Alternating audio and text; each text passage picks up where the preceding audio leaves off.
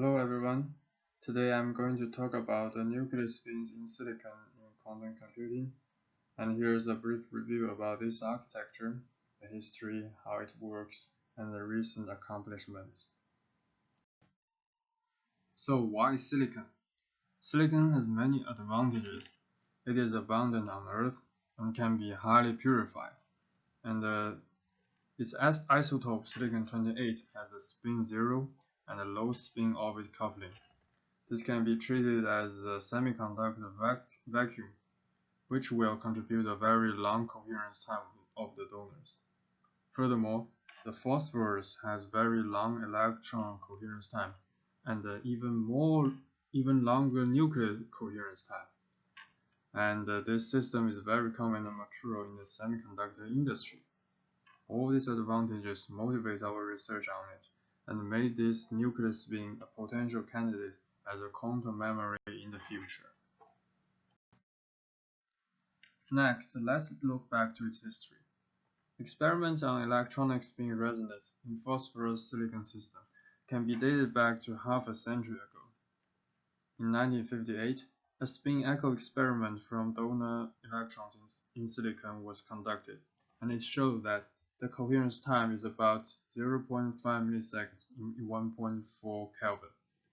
And then in 1959, similar experiments were also done, but it investigated the relaxation time, and the lifetime of relaxation was observed about several hours.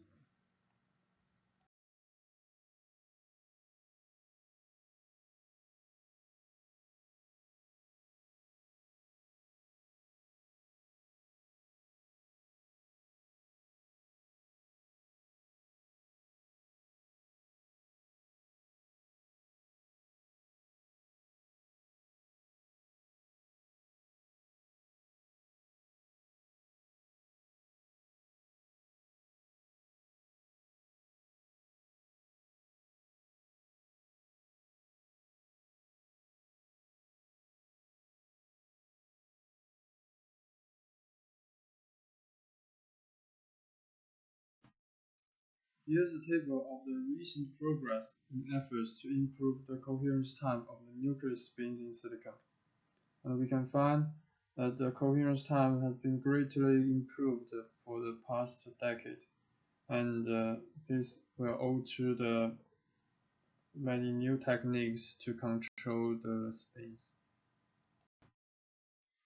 Let's talk more about the principle of this architecture.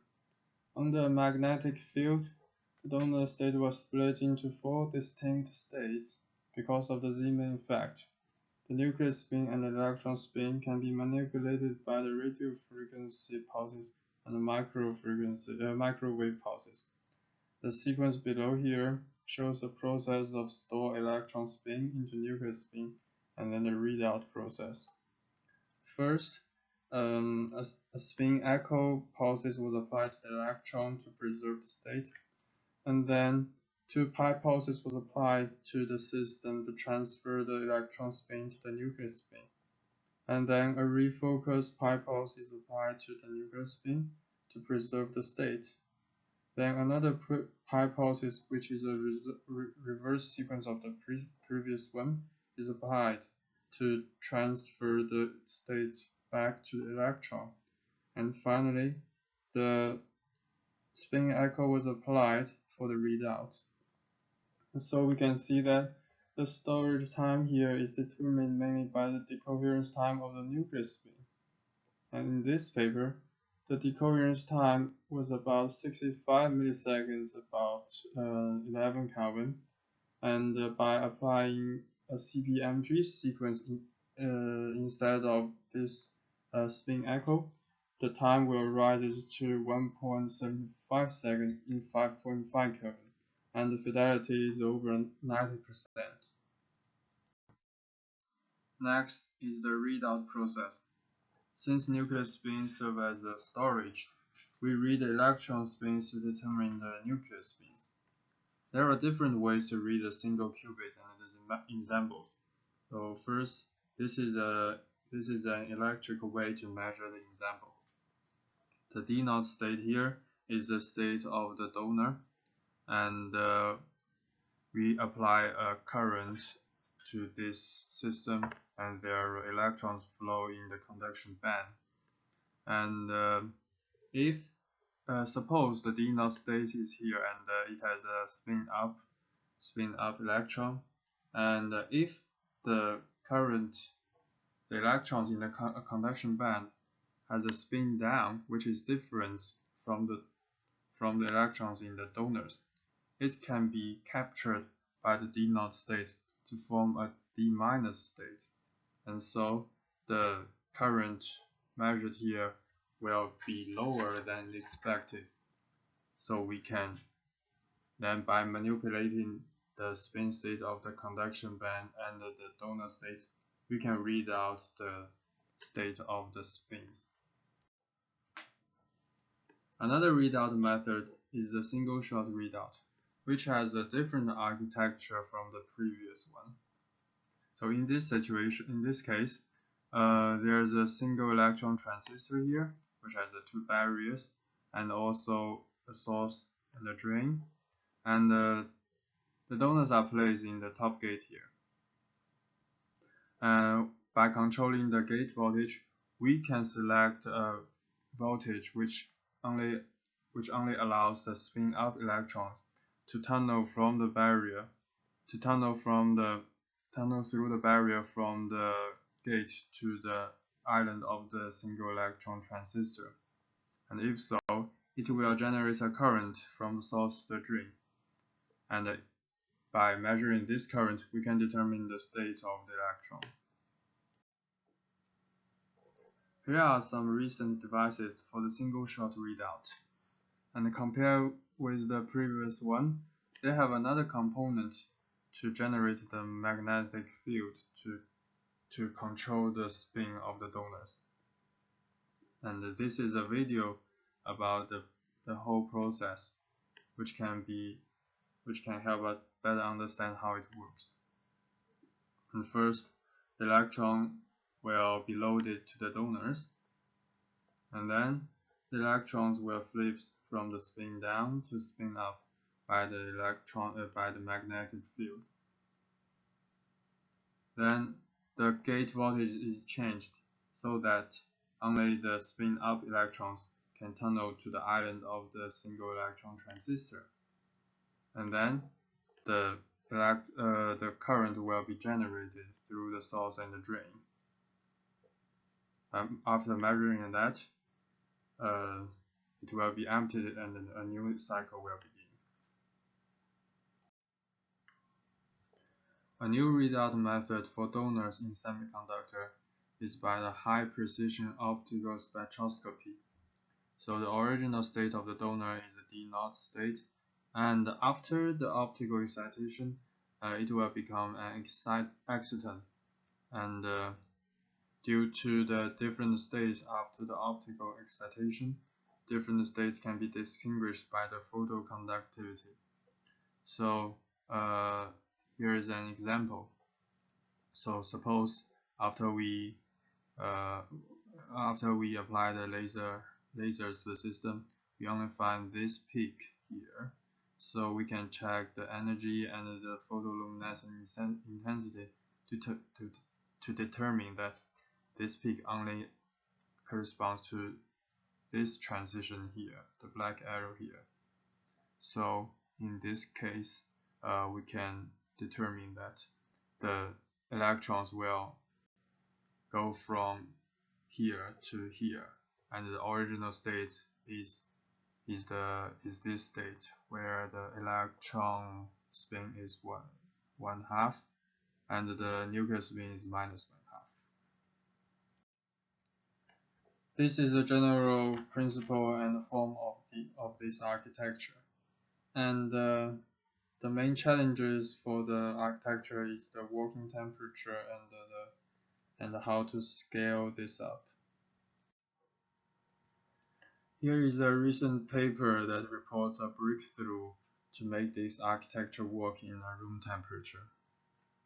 It makes use of the ionized donor, because it is found that the nuclear spin of the ionized donor has a longer decoherence time than the D0 state, because the removal of the electrons eliminate the decoherence associated with the electric field noise from electrode and the silicon-silicon oxide interface. And here, so this is the basic principle here. At very low temperature, the donor states are prepared by using the radio frequency and the microwave pulses. And then a laser is applied to the donor to excite it to become an excitant. And then the OJ process will make the excitant becomes the ionized donor. And in this phase, the ionized donor will store the information, and then after it captures the electron, it will go back to the D0 state, and can be measured again, can be read out and measured. So the key point here is that the information is stored in the ionized donor, and it is the ionized donor to fight against the decoherence. And so in this case, after we prepare the ionized donor, we can place the ionized donor in a room temperature. So this is the difference between the previous work and this one. After we prepare the ionized donor, we can apply a Hahn echo to preserve the state, and the coherence time is 8 seconds in room temperature and 30 seconds in low temperature in this paper. And also we can apply the dynamical decoupling to preserve the state as well. As this picture shows, we can see that it will better preserve the state.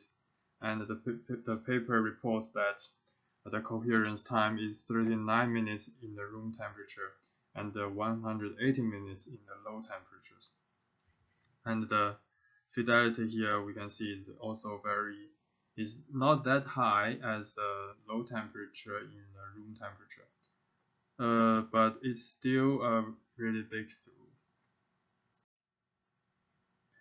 As for the scaling up and the quantum circuits, another paper presented an architecture for the nuclear spins in the silicon.